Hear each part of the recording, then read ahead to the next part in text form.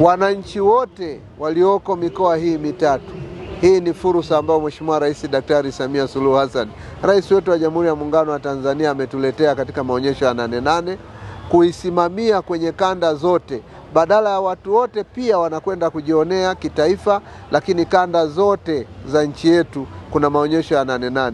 Sisi kanda ya kaskazini inayosimamiwa na wakuu wa mikoa watatu hawa niliowataja, ni fursa kwa Watanzania watembelee maeneo haya, sio tu kuja kutembea kama kuona siku ya 88, lakini kuna kitu wataongeza katika thamani ya shughuli wanazofanya. Tutoke hapa twende huko, tu add value kwenye shughuli zetu. Leo ufugaji umsaidie mfugaji mwenyewe, kuwe na mifugo bora michache inayosimamiwa, ambayo inakwenda kutengeneza chachu ya maendeleo na maisha kwa uchumi wa mtu mmoja mmoja na uchumi wa taifa letu.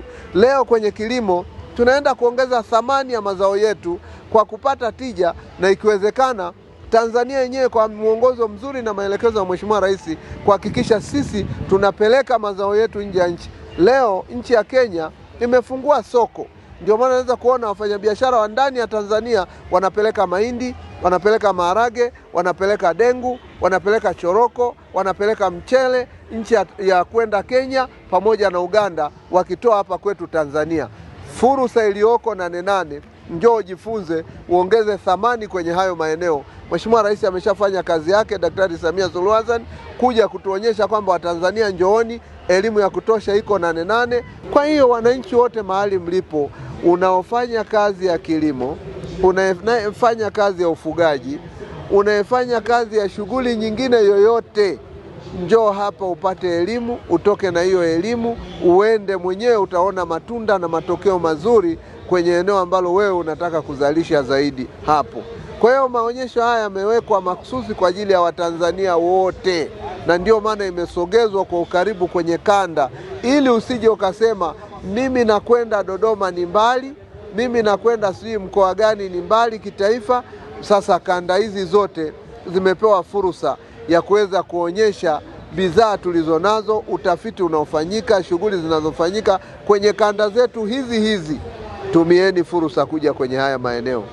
Mmepewa fursa ya kuja kujifunza, na bidhaa zingine zinauzwa kabisa, sio tu kuja kupata ujuzi. Leo ukitaka majiko yanayotumia umeme yanapatikana, na unaweza ukanunua ukaondoka nayo. Leo ukitaka mbegu kwa ajili ya pengine mboga, mbegu zipo, unapata mbegu, unakwenda kulima. Na kilimo chenyewe cha mboga akihitaji kuwa na hekari moja, akihitaji kuwa na nusu heka, akihitaji kuwa na robo heka, mfuko wa sandarusi wa kilo 50 tu, unaweza kuweka udongo pale, ukaweka mbolea, alafu ukalima chainizi, ukalima spinach, ukalima nyanya, ukalima mchicha kwenye eneo dogo, ambalo ukiwa na familia ya watu 3 5 unaweza kutumia hiyo fursa, hicho kieneo kidogo ulichopanda mbegu mboga zile, familia yako ikala hizo mboga, ukatengeneza lishe, pamoja na kwamba unakula